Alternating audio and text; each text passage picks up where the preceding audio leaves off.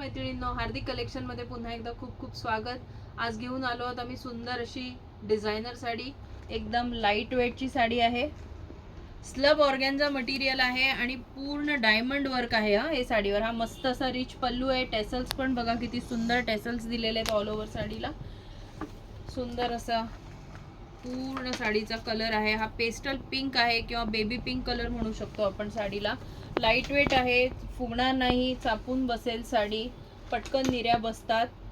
मस्त अशी साडी आहे ही. पूर्ण ऑल ओव्हर साडी ही अशीच येईल.